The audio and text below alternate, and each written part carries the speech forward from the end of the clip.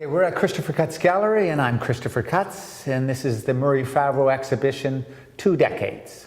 Right now I'm looking at a piece. This would have been the first piece that I ever exhibited by Murray back in 1994, and it's called Wharf on Skeleton Lake. Now, Skeleton Lake is up just in the Muskoka area, very close to Huntsville, and that's where Murray was born and raised in Huntsville, Ontario. And as you can see, this is probably the closest to an actual painting by Murray, and Murray is really known more as a sculptor. And the element of the rocks here, etc., it has a very sort of ghostly element to it. It is called Skeleton Lake, but Skeleton Lake is actually a place. That was from 1994. This is one of Murray's guitars, and he makes these guitars. He does play the guitar, and he, as a member of the famed noise band, the Nihilist Spasm Band, they got together in the early 60s, mid to early 60s, and they still jam today every Monday at the Forest City Gallery in London, Ontario. The guitars are really an object, not a musical instrument. You can play them. He made a lot of electric guitars. Now these are hollow body guitars, you can see. Now I want to draw your attention to a fantastic piece called Tools from 1998. Now this particular piece is a pastiche from a photograph by the famed Canadian photographer Larry Towell. Now Larry took a photograph down in Nicaragua in 1984, and it was actually an image of a tool shed with all the tools and, of course, a machine gun. I guess that's Nicaragua at that time. Now, I want to draw your attention to the idea that these tools, these painted objects, are obviously handcrafted. Murray doesn't go to the extent to trick your eye into thinking that this is actually a machine gun or a hammer or a saw, drill, etc.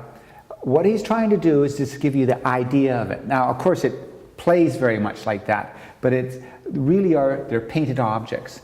And this comes from an idea that Murray developed in the 1970s when he did his projected objects.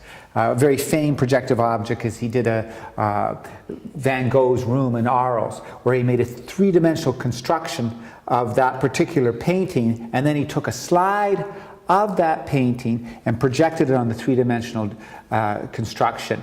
And the idea at play there is that he's taking the gaze of the viewer, which is being supplanted by an actual projection onto an object that he's now developed into the 3-dimensionality. Now I want to draw your attention to cross-section of railway tracks. This is a further development of that whole idea of creating an object in 3D, and instead of projecting the image on it, he's actually started to paint the image. The other thing he's done is he's created the perspective here. So you can see that this has a vanishing point, 1-point perspective coming into play. I love the photographic element as well. Instead of actually putting rocks down, which he has done in the past, he's just taken a photograph of a pile of rocks, and that's the bed for the tracks. You can see over here there's a drawing. A lot of times these drawings were done after the fact. I think this one was actually done before he did the actual piece.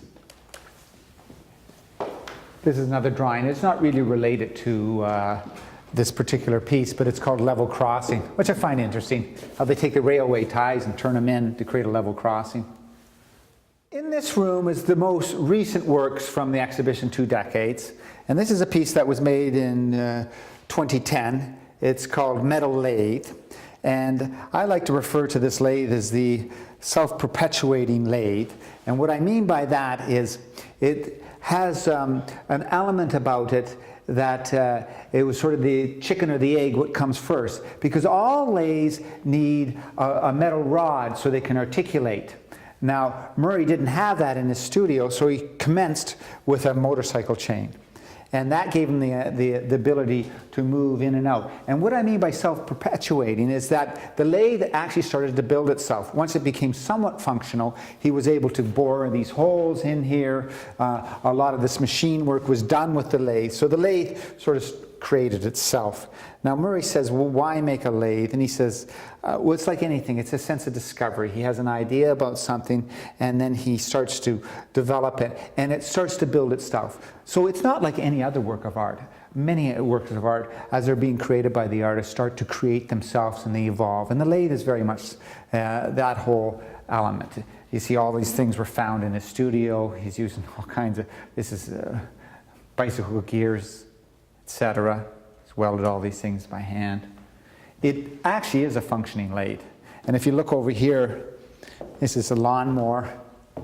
What Murray's done here is he's taken the lawnmower engine and put it on its side where the blades would normally be there, and then put it on a push lawnmower. And these elements here were built by the lathe. The pin there, the handle. If you look around the room, you'll see what Murray has done is he's taken individual components of the lathe and he's juxtaposed them next to his sketchbook where he was doing preparatory drawings. He likes that idea of the individuality of each object, and as you can see it, and the thoughts that went into making them. So there's a series of photograph elements. These are components of the lathe. And if you look over here, you're going to see another sense of discovery. This is actually a straight razor shaver, what our father certainly had. Then he's done a reconstruction of that, a very crude one. And another one is the potato peeler, if you look over here. Juxtaposed with the sketch pad. And right here is the actual sketch pad that was the fundamental element that made all of the photographic pieces that you see in the exhibition. The most contemporary thing is a simple cane. Another functioning thing that Murray's constructed. I love this inlaid element.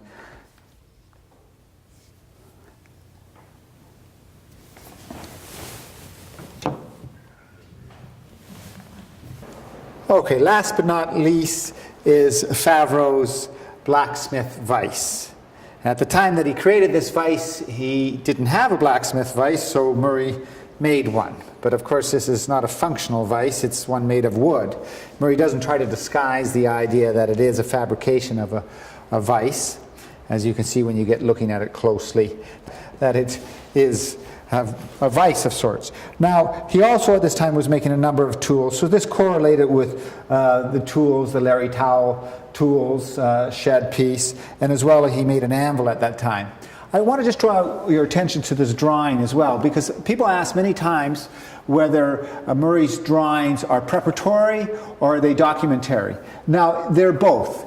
In this case, this will be a preparatory drawing. So he made the drawing here before he actually fabricated the vise. There's other instances that what he'll do is he'll make the device and then he'll make a drawing after the fact.